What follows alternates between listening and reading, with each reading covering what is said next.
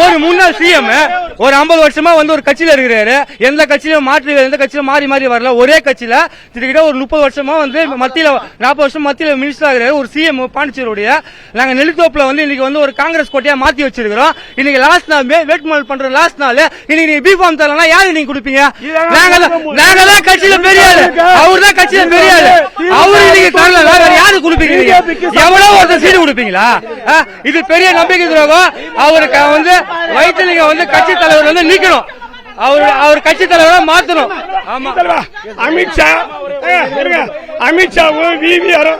அமித்ஷாவும் விவிஆரும் பேசி முடிவெடுத்து பாண்டிச்சேரிய பிஜேபிக்கு தார வைக்கிறாங்க.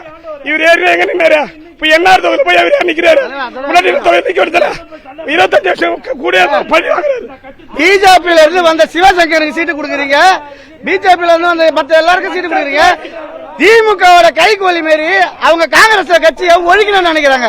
இன்னைக்கு அதான் நடந்திருக்குது. இந்த கூட்டணி நாசமா தான் போவோம். ஜெயிக்காது.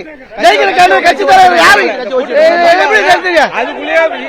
ஒதுக்கிடுவாங்க. ஒதுக்கப்பட்டுதான் நாங்க நிக்கிறோம். 45 வருஷம் சர்வீஸ். இன்னைக்கு அவர் ஒதுக்கப்பட்டிருக்காங்க. என்ன காரணம்? இதுல என்ன சூழ்ச்சி நடக்குது? யார் பண்ற சூழ்ச்சி இது? இதை நம்பி எப்படி நாங்களாம் பயணம் பண்ண முடியும்? அதிகார போட்டி தான் நடக்குது. யார் சிஎம் பிரச்சனை தான் இங்க. அவர் வந்து சிஎம் கேட்கவே கிடையாது. அவர் சிஎம் கேட்கல. என்னது திமுக காங்கிரஸ் கூட்டணி நல்லபடியா தான் இருந்தது. இப்ப சமீபமா இந்த கூட்டணி பிரச்சனையால இந்த மாதிரி நடந்துட்டு இருக்குது. இதுதான் விஷயம். அவர் வந்து மூத்த தலைவர்ன்றதால அவர் என்ன ஜெயிச்சிட்டாருன்னா அவர் சிஎம் கேண்டிடேட்டுக்கு கண்டிப்பா பரிந்துரை செய்யப்படுவாரு. அந்த பரிந்துரை செய்யப்படுறதாக இவர் வந்தா நம்மளுக்கு தலைவலியாயிடும் டிஎம்கே அஜெண்டாவை வயிற்றுல நிறைவேற்றி கொடுக்கிறாரு. இதான் சதி.